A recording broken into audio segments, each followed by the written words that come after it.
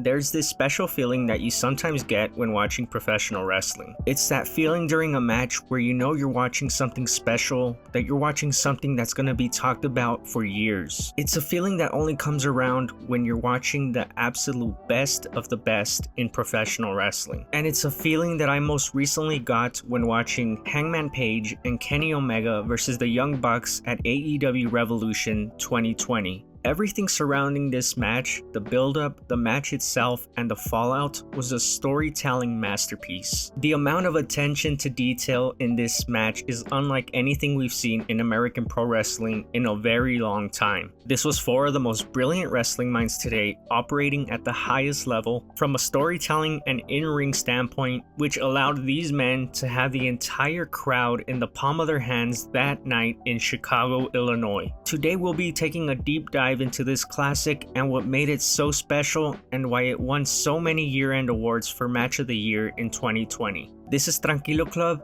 and this is why Kenny Omega and Hangman Page versus the Young Bucks is a masterpiece.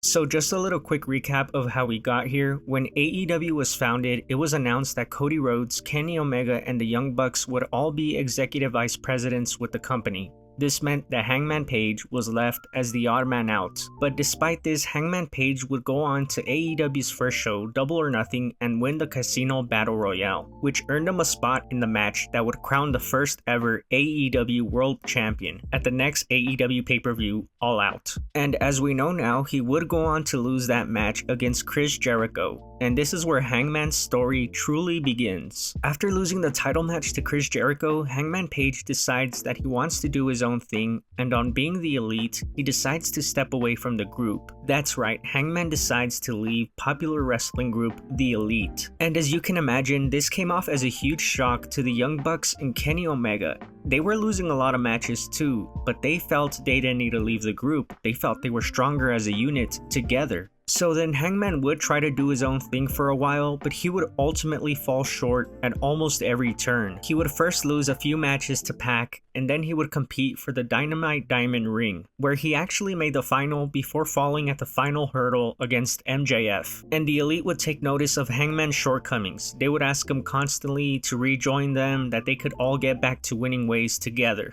Despite these attempts, by the Young Bucks in particular, Hangman would shut them down at every turn. And weirdly enough, despite all the drama within the Elite, AEW president Tony Khan kept booking Hangman Page and Kenny Omega together as a tag team. But if you saw their matches together, you'd understand why Tony Khan kept booking them together. They had insane chemistry with each other. And honestly, both of them individually were going through a rough patch before they started teaming up. Here were two guys who were supposed to be two pillars for AEW, but had pretty much lost every big match up to that point. So becoming a tag team helped them get back to winning ways together, despite their differences. So as Hangman and Omega start winning more, they start climbing the rankings in AEW's tag team division. And meanwhile, the Young Bucks are also climbing the rankings themselves. But they've yet to win those elusive AEW tag team titles, which is crazy because a lot of people had primed them to be the first ever AEW tag team champions, but it wasn't going the way of the Young Bucks. This only causes more friction within the Elite because the Young Bucks and now Hangman and Omega are chasing the tag team titles, and obviously only one team is going to be able to win them. So this leads to a number one contenders match for the AEW tag team titles at Bash at the Beach. This would be a four-way match between the teams of Santana and Ortiz, the Best Friends, and you guessed it,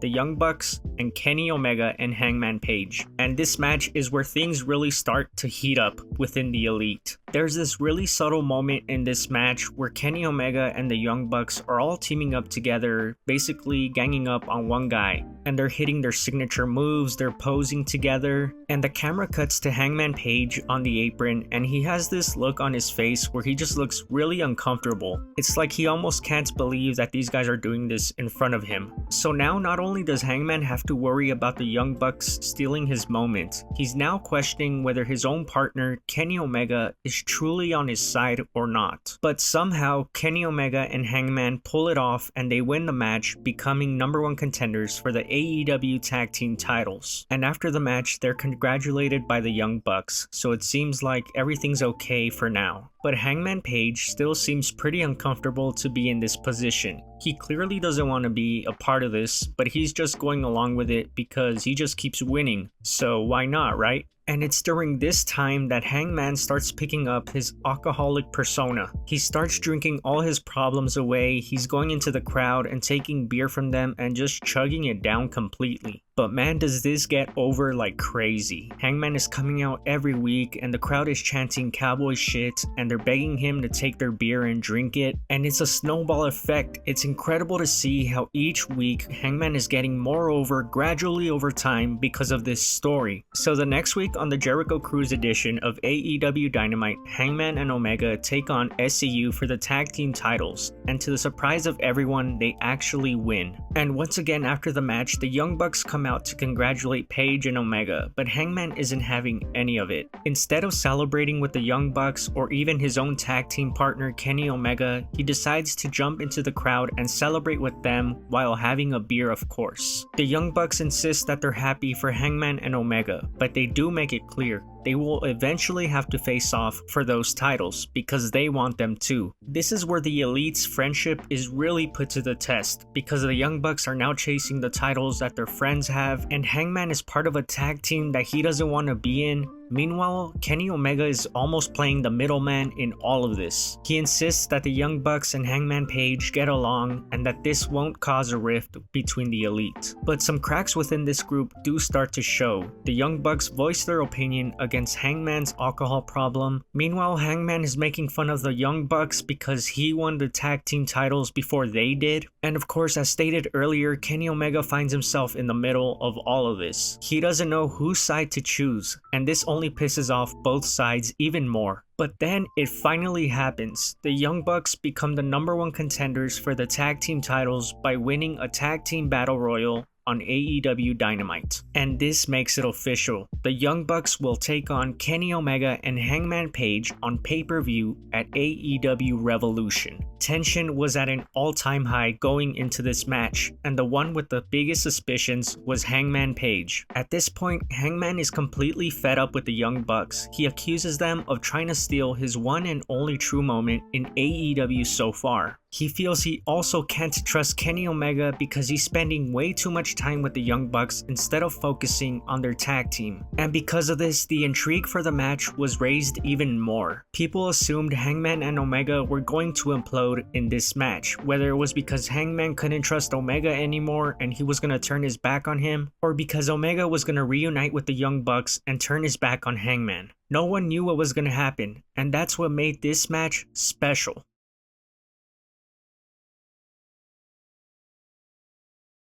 From the moment Hangman's theme hit at AEW Revolution, the crowd had already made up their minds on who they were cheering for. In a match with Kenny Omega and the Young Bucks, three of the biggest stars in AEW and reasons why the company was even possible, Hangman Page was the biggest star of this whole thing. The layers of storytelling that these four men are about to display are incredible, and props to commentary who are playing up this whole thing really well. Tony Schiavone points out that Hangman and Omega come out separately with their own themes. Meanwhile, the Young Bucks are coming out together as they have their entire careers. It's such a small, subtle thing, but it adds so much to the match. The little seed of doubt that they're planting in your head is only setting you up for the emotional roller coaster you're about to go on. And like I said, Hangman is the star of this match. He's the hero of this story. Then there's the Young Bucks who come in as the villains from the get-go. The crowd despises them, they side with Hangman, they relate to Hangman. They do not like what the Young Bucks have been doing to Hangman over the past few months. And because the crowd loves Hangman so much and are rooting so hard for him,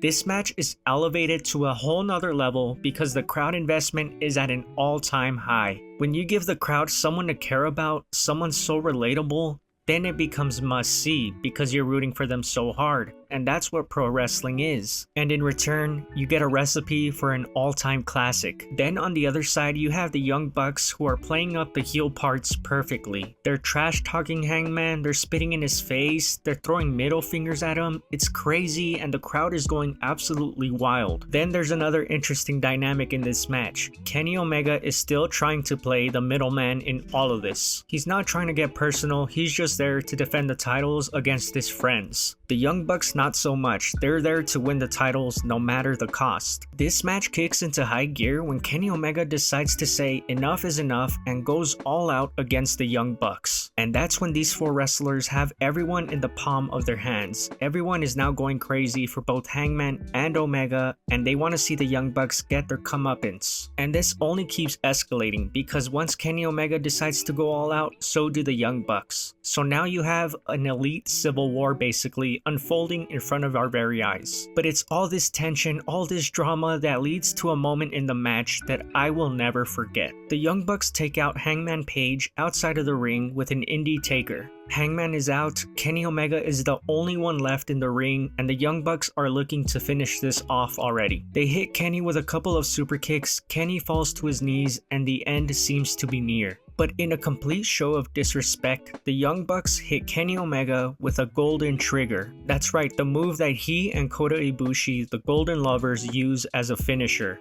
The crowd is in shock, Kenny Omega is out cold, and the Young Bucks go for the pin. And Kenny Omega, in an act of defiance, aggressively kicks out at 1. And the crowd goes absolutely crazy. This is crazy. It's one of those moments where you can't believe what you're watching. It was like Kenny's one last F you to the Young Bucks for disrespecting the Golden Lover's name. You just simply don't do that. After this, the Young Bucks try to finish it once and for all. They hit the Meltzer driver on Omega, but Hangman makes the save. Omega then tries to hit the One-Winged Angel on Matt Jackson, but he can't because his shoulder is way too injured at that point. Hangman tags in and hits a One-Winged Angel himself to a huge pop in the arena. But that's not enough either. Then at that point, Hangman says enough is enough. He hits a buckshot lariat to Nick Jackson on the outside of the ring. Then he hits one on Matt Jackson on the inside and gets the 1, 2, 3. Hangman wins the match, the bell rings, the crowd gives all the wrestlers a standing ovation, commentary is speechless, and so am I.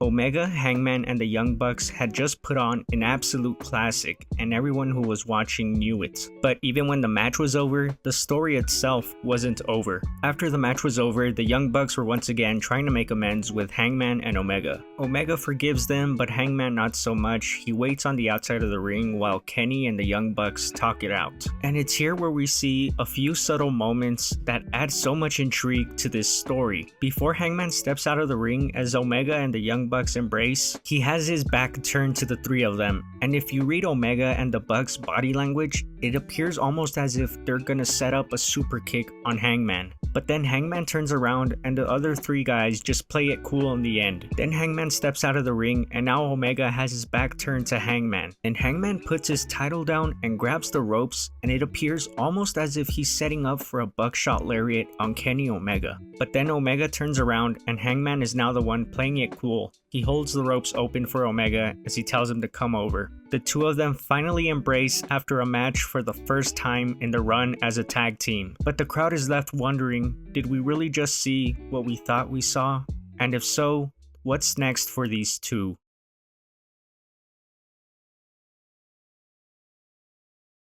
The reason why this match worked so well was because it was subtle, long-term storytelling that felt real. This story was brewing since the very first day that AEW was founded, when Hangman said he wanted to be the first ever AEW World Champion. The beauty of this match isn't just the storytelling, it's the level of depth of storytelling in it. If you came into this match not knowing the story between all of these guys in the Elite, then you would have still gotten a hell of a match out of it. But this match was best enjoyed knowing the story of everyone involved, because this was the type of match that rewarded the viewer who knew their history going into this. I mean, all the callbacks, all the Easter eggs, it was just one of the most enjoyable matches for anyone who was a fan of storytelling. And the crazy part is, in a match that had Kenny Omega and the Young Bucks, it was Adam Page who came out of this looking like an absolute superstar. This was Hangman's story. This was his moment. This was the night he arrived. And I think AEW's booking deserves so much credit because Hangman, when he faced Jericho at All Out 2019, did not have this level of fanfare. AEW took a guy who fans were saying was being pushed too hard too soon